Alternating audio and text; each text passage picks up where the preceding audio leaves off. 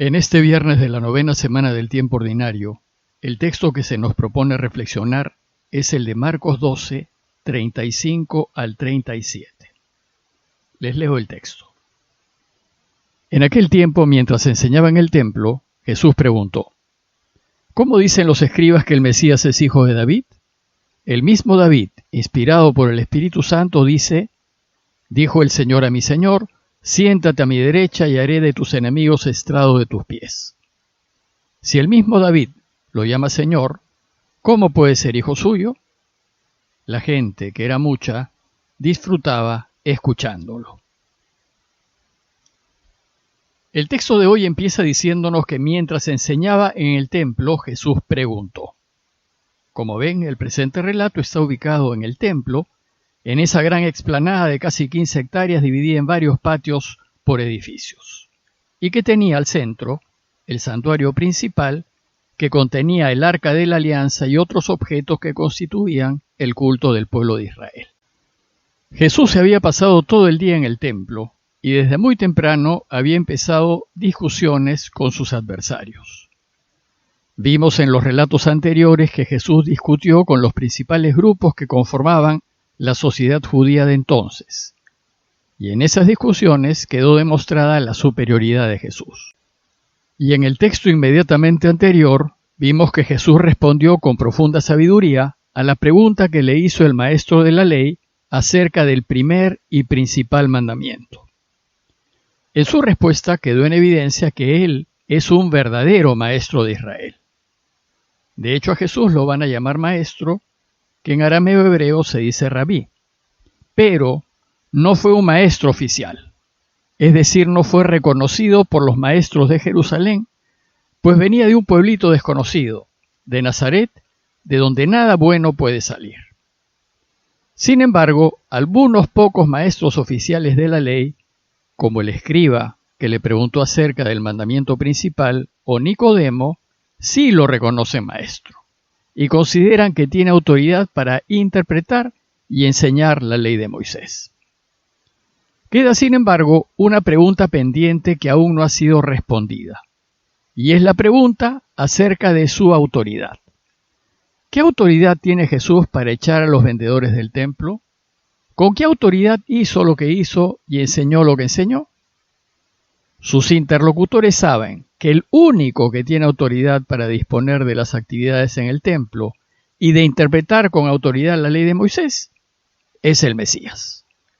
Pero recién la tendrá cuando llegue.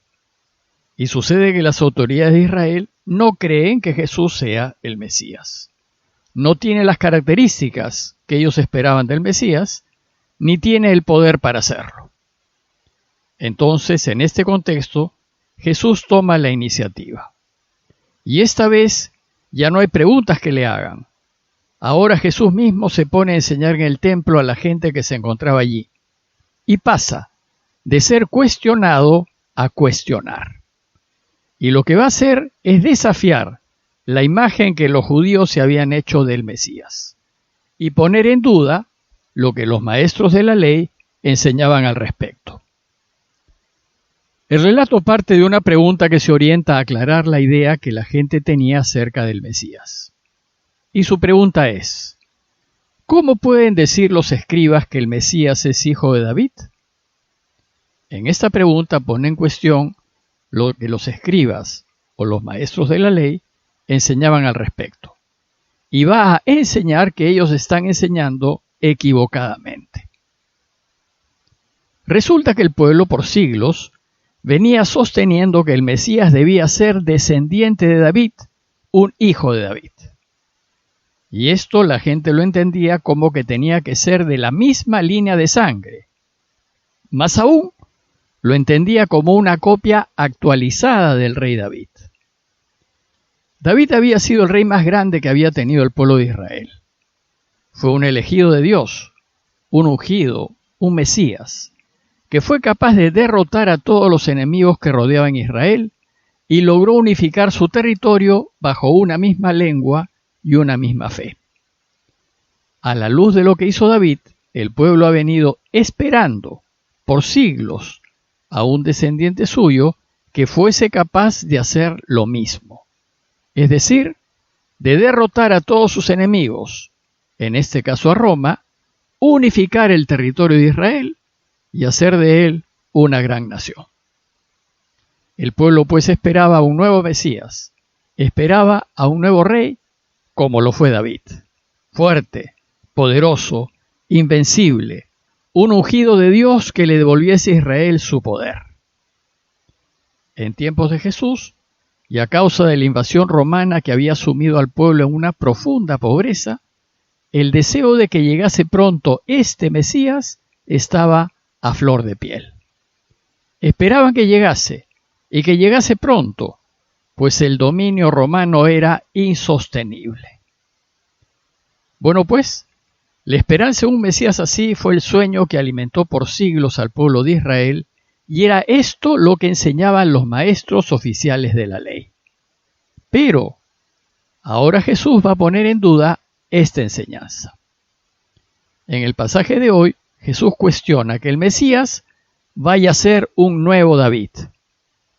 Si bien no niega lo que el pueblo creía, que sería un descendiente de David, de hecho, los primeros cristianos también lo creyeron, y para demostrar que Jesús es el Mesías esperado, los evangelios nos cuentan que José, que sí era descendiente de David, le dio la paternidad y le transfirió sus derechos de sucesión, incluyendo su ascendencia. Según los evangelios, Jesús tenía pues la condición necesaria para ser el Mesías. Pero lo que Jesús sí rechaza es la idea de que el Mesías sea una copia actualizada de David. Él niega que el Mesías vaya a ser un rey guerrero, fuerte, poderoso, y niega que destruirá a todos sus enemigos. Como ven, esto que enseña Jesús es radicalmente opuesto a la enseñanza principal. Entonces, en el texto de hoy, lo primero que hace Jesús es cuestionar el título Hijo de David. Este era un título que enarbolaban los escribas y maestros de la ley para describir al Mesías. Y lo que va a enseñar es que el título Hijo de David, si bien no está equivocado, es incompleto. Es un título parcial, inacabado y no describe plenamente lo que será el Mesías. Jesús más bien va a enseñar que el Mesías no es hijo de David, en el sentido de ser igual a él, sino va a afirmar que es su Señor, pues el origen del verdadero Mesías no es David, sino Dios. Por eso Jesús va a enseñar que el mismo David lo ha dicho, movido por el Espíritu Santo. Y al respecto cita el Salmo 110:1. Los judíos creían que todos los salmos fueron compuestos por el mismo rey David. Por tanto, si el Salmo lo dice, entonces lo dice el mismo rey. Y en el Salmo, Jesús afirma que David, inspirado por Dios, dice lo siguiente: Dijo el Señor a mi Señor, siéntate a mi derecha hasta que ponga a tus enemigos debajo de tus pies. Entonces, apoyándose en este salmo, Jesús enseña.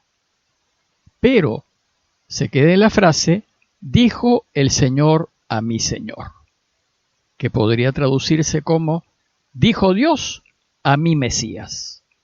Y entonces afirma, si el mismo David lo llama Señor al Mesías, ¿cómo puede ser hijo suyo? Lo que aquí Jesús cuestiona no es que el Mesías sea descendiente de David. Lo que cuestiona es que sea igual a David.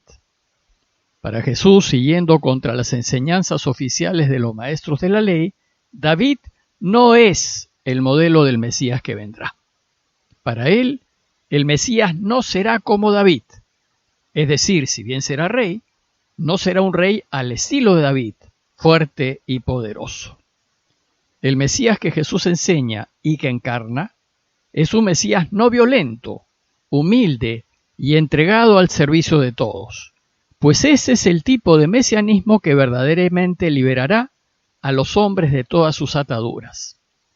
Por tanto, Es una ilusión pensar que el Mesías vendrá a restaurar el reino de David echando a los romanos de Israel.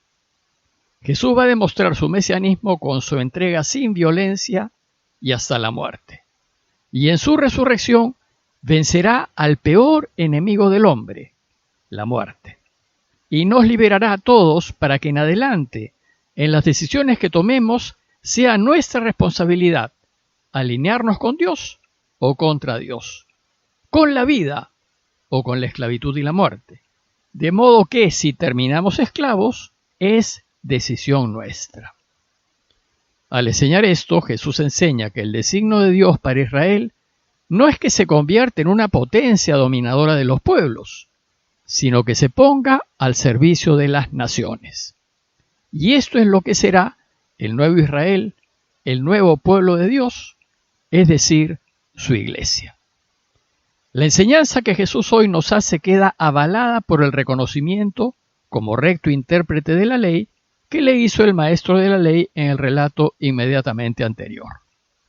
En ese relato, cuando Jesús enseñó cuál es el primer y principal mandamiento, el maestro que le preguntó lo reconoció maestro y autoridad para enseñar la ley, diciéndole: muy bien, maestro, tienes razón. El texto de hoy termina diciéndonos que la multitud escuchaba a Jesús con agrado.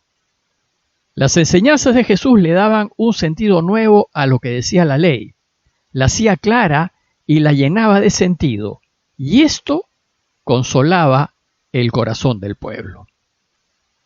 Como conclusión, los invito a reflexionar en nuestro Mesías, en aquel en quien ponemos nosotros nuestras esperanzas. ¿En quién confiamos? ¿En Dios o en las potencias de este mundo? ¿Ponemos nuestra esperanza en la fuerza o en el poder o en el dinero? ¿O las ponemos en Dios que trabaja en lo secreto y para quien nuestra debilidad es su fortaleza?